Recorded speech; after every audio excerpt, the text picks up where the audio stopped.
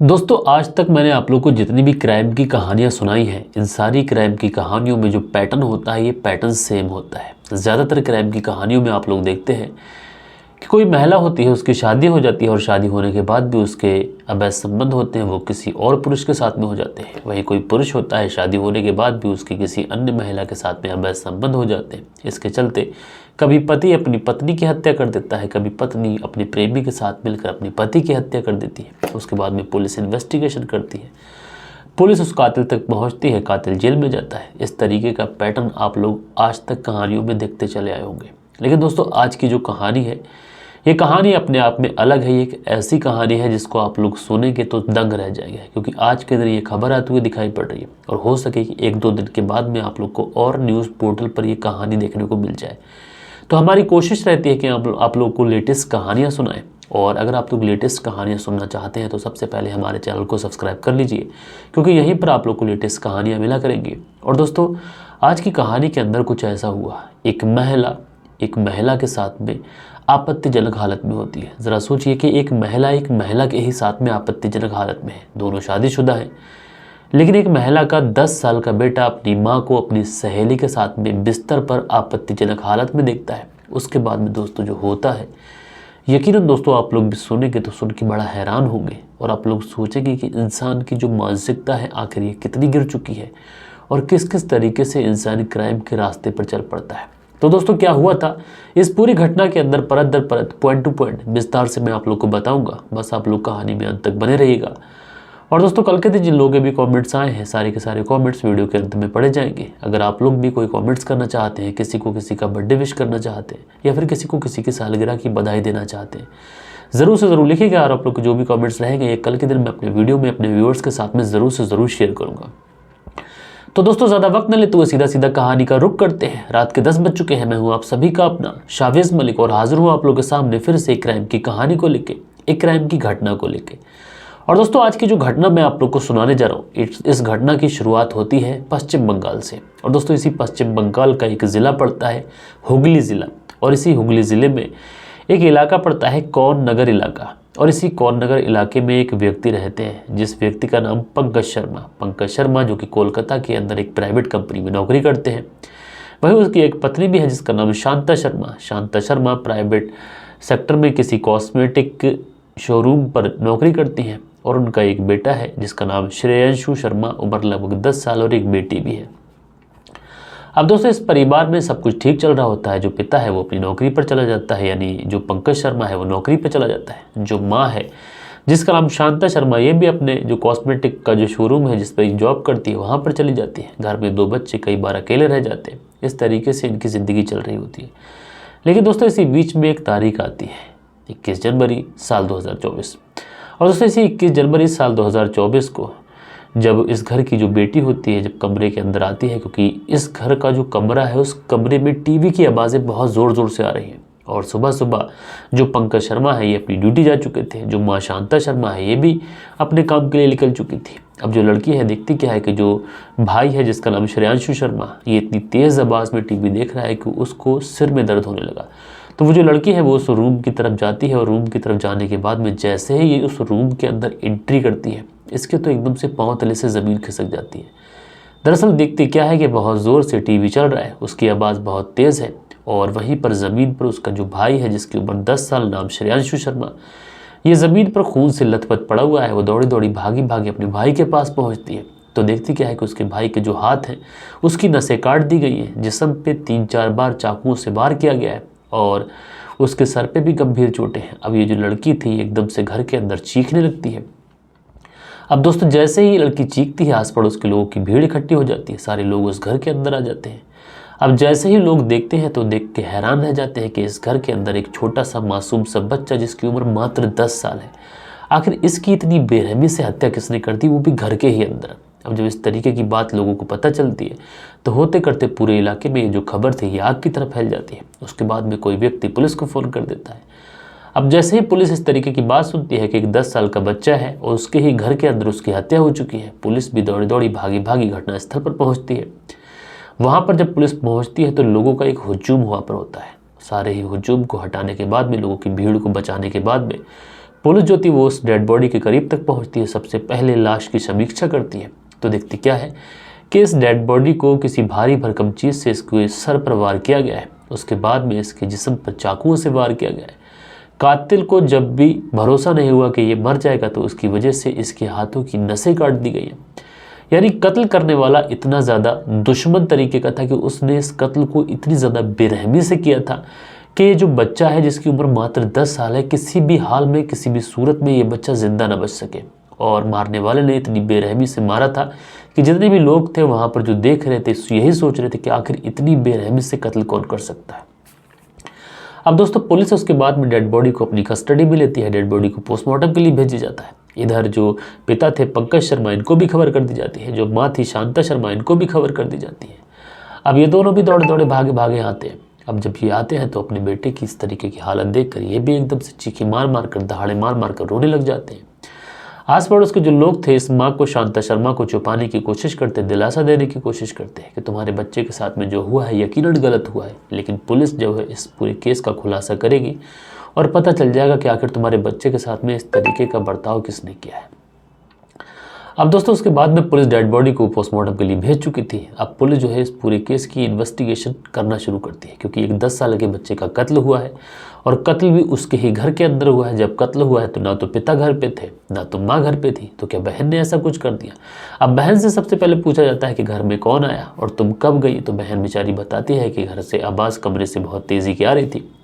उसके बाद मैं कमरे की तरफ जाती हूँ और कमरे की तरफ मैं पहुँचती हूँ तो देखती क्या हूँ कि भाई जो है वो ज़मीन पर पड़ा हुआ है, पूरा जिस्म खून से लथपथ है। उसके बाद में मेरी चीखें सुनकर आस पड़ोस को लोग आ जाते हैं।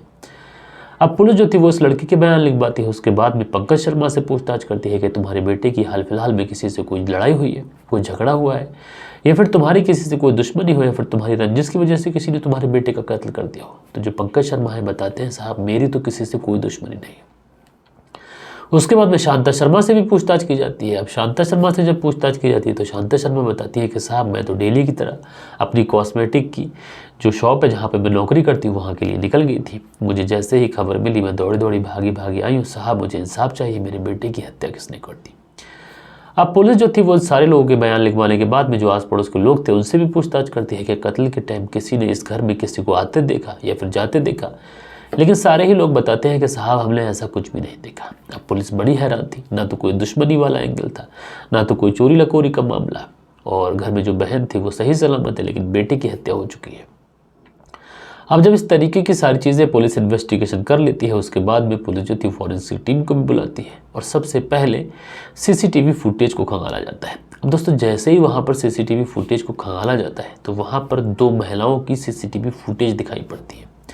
अब पुलिस उन सीसीटीवी फुटेज को एक तरीके से पॉज करता है, उसको जूम करते हैं और जूम करने के बाद में जो तस्वीरें धुंधली थी वो हल्के हल्के थोड़ी थोड़ी क्लियर होती है। तो उस सीसीटीवी फुटेज में देखा जाता है कि आज ही मर्डर करने से पहले या फिर मर्डर करने के बाद जो समय था उसी समय के आसपास 2 महिलाएं इस घर से निकलती हुई दिखाई पड़ रही है। अब इन महिलाओं के चेहरे धुंधले थे। उसके बाद में पुलिस जो थी बहुत ही बारीकी से सैटेलाइट की मदद भी लेती है। उसके बाद में पता चलता है कि ये 2 महिलाएं जो गई हैं इसमें एक महिला कोई और नहीं बल्कि उसकी ही माँ शांता शर्मा है। अब दोस्तों जब पुलिस को ये पता चलता है कि कत्ल के बाद में इस घर से कोई निकला है तो वो शांता शर्मा है, लेकिन दूसरी महिला कौन है इसका भी पता लगाना बहुत ज़्यादा ज़रूरी था। उसके बाद में पुलिस दूसरी महिला के बारे में छानबीन निकालती है तो पता चलता है कि जो दूसरी महिला है ये इस शांता शर्मा की सहेली जिसका नाम इशरत परवीन है। अब जब पुलिस को इस तरीके की चीज़ें पता चलती हैं तो उसके बाद में पुलिस जो थी वो सबसे पहले शांता शर्मा को गिरफ्तार करती है और शांता शर्मा को गिरफ्तार करने के बाद में सीधा पुलिस थाने लेके जाती है और पुलिस थाने ले जाने के बाद में शांता शर्मा को फ्रंट सीट पर बिठाया जाता है और फिर इससे बारीकी से पूछताछ की जाती है। तो शुरुआत में तो शांता शर्मा कहती है कि साहब मेरे बेटे का कत्ल हुआ है तो मुझे ही लेके आ गए हो, लेकिन पुलिस जब अपनी सख्ती इसके ऊपर दिखाती है तो ये पुलिस के सामने टूटती है और टूटने के बाद में जो कहानी सुनाती है, यकीनन दोस्तों आप लोगों को कहानी सुनेंगे तो आप लोग दंग रह जाएंगे, आप लोग हैरान रह जाएंगे कि एक माँ अपने बेटे के साथ में आखिर इस तरीके का कैसे कर सकती है और क्यों कर सकती है। दरअसल शांता शर्मा बताती है कि मैं और मेरी सहेली जिसका नाम इशरत परवीन, हम दोनों घर पे थे।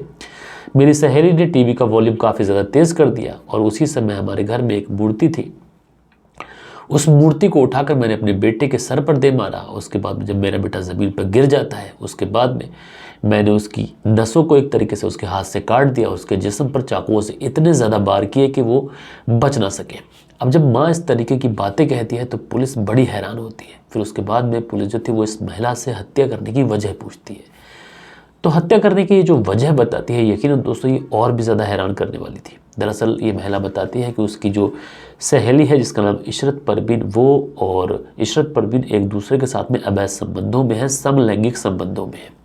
अब जो इस तरीके की चीज़ें साफ होती हैं तो पुलिस पूछती है कि ठीक है अगर इस तरीके के संबंधों में हो, लेकिन बेटे को कत्ल करने के पीछे वजह क्या है। तो जो शांता शर्मा है ये बताती है कि साहब मैं और मेरी सहेली इशरत परवीन, हम दोनों मेरे ही कमरे के अंदर बेडरूम में बेड पर हम दो एक दूसरे के साथ में आपत्तिजनक हालत में थे, बिना कपड़ों के थे। उसी समय मेरा बेटा जिसका नाम श्रेयांशु शर्मा, वो घर के अंदर आ जाता है, कमरे के अंदर आ जाता है और वो मुझे और मेरी सहेली इशरत परवीन को आपत्तिजनक हालत में देख लेता है। उस समय तो मेरी जो सहेली थी वहाँ से चली जाती है, लेकिन मेरा बेटा जो था वो उस समय से गुमसुम रहने लगा था। मुझसे काफ़ी ज़्यादा उसने लड़ाई झगड़ा भी किया, मुझसे काफ़ी ज़्यादा नाराज़ भी था, बात भी नहीं कर रहा था। अब जब वो इस तरीके से बर्ताव कर रहा था तो कहीं ना कहीं मुझे डर था कि ये हमारे बारे में किसी को बता ना दे। उसके बाद मैंने इशरत परवीन को सारी बात बताई। तो इशरत परवीन ने और मैंने मिलकर ये प्लान बनाया कि इस जो श्रेयांशु शर्मा है, जो मेरा बेटा है, उसको ही इस दुनिया से हमेशा हमेशा के लिए क्यों ना हम लोग विदा कर दें। उसके बाद में जो इशरत परवीन है ये मेरे घर पे आती है। घर पे आने के बाद में वो टीवी का वॉल्यूम तेज़ कर देती है। उसके बाद में मैं अपने बेटे की हत्या कर देती हूँ अपनी सहेली के साथ मिलकर। अब दोस्तों जब पुलिस इस तरीके की बात सुनती है, पुलिस पूछती है कि आखिर तुम्हारे पति को क्या तुम्हारे रिश्ते के बारे में पता है। तो जो शांता शर्मा है ये बताती है कि मेरे पति को हमारे रिश्ते के बारे में पता है, लेकिन लोक लाज की वजह से वो ना तो इस बारे में किसी से जिक्र कर पाता था और ना ही उसने इस बारे में किसी से कहा था, ना तो उसने मुझसे कुछ कहा था। लेकिन हैरानी की बात यह थी कि पति को सब कुछ पता था। अब दोस्तों आप लोग देखिए कि इस कहानी के अंदर ये जो महिला है शांता शर्मा, भले ही ये इशरत परवीन के साथ में आपत्तिजनक हालत में पकड़ी गई थी या फिर आपत्तिजनक हालत में उसके साथ थी, ये दोनों एक दूसरे के साथ में समलैंगिक संबंधों में थे, लेकिन उसके बावजूद भी जब शांता शर्मा के बेटे ने उसको देख लिया था तो इसको चाहिए था कि ये अपने बेटे से कहती कि वो आइंदा से इस तरीके का काम नहीं करेगी, लेकिन इसने अपने ही बेटे की हत्या कर दी। ज़रा सोचिए शांता शर्मा के 10 साल के बच्चे का क्या कसूर था। उसने तो सिर्फ अपनी माँ को इस तरीके से करता हुआ देखा था। लाजमी बात है अगर कोई बेटा अपनी माँ को इस तरीके के रिश्तों में बंधा हुआ देखेगा तो लाजमी बात है वो एतराज़ करेगा।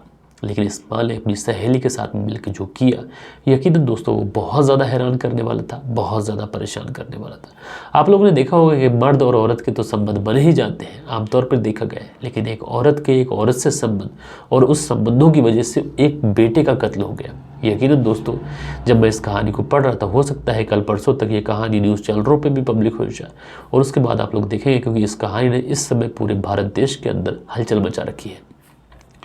तो दोस्तों ये थी पूरी कहानी और कल के दिन जिन लोगों को भी प्यारे प्यारे कमेंट्स आए हैं, अब वक्त होता है कि उन लोगों के कमेंट्स पढ़े जाएं।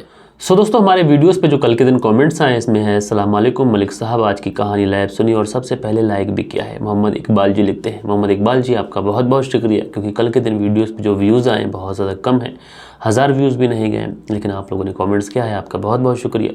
मोहित अंसारी है, लिखते हैं बिहार से कहानी सुनते हैं, तो भैया आपका बहुत बहुत शुक्रिया। हैदर है, लिखते हैं मेरी दुआ है अल्लाह आपको दोगुनी और रात चौगुनी तरक्की दे, तो भैया आपका बहुत बहुत शुक्रिया। अस्सलाम वालेकुम मलिक साहब, मैं मुंबई से हूँ, टेलर का काम करता हूँ, रोज़ आपका वीडियो देखता हूँ, काम की वजह से कमेंट्स नहीं कर पाता हूँ। तो एसके शमीम है भाई, आपका बहुत बहुत शुक्रिया। उसके बाद में नासिर पठान जी लिखते हैं सर आप कैसे हैं। तो नासिर पठान जी मैं फ़िलहाल अभी ठीक नहीं हूँ, मेरी जो तबीयत है ऑपरेशन के बाद भी अभी ठीक हो नहीं पाई है, पेट में बहुत ज़्यादा मुझे असहनीय है, कभी कभी दर्द भी होता है। उसके बाद में यूज़र है, लिखते हैं अस्सलाम वालेकुम भाई, मैं मोहम्मद फराज कुबैत से, आज की कहानी सुनकर जिसमें करंट सा लग गया। इतनी ज़्यादा हैवानियत कहाँ से लाते हैं ये लोग, ऐसे लोगों को कड़ी से कड़ी सज़ा देनी चाहिए। तो भाई मोहम्मद फराज जी आपका बहुत बहुत शुक्रिया, आपने कमेंट्स किया।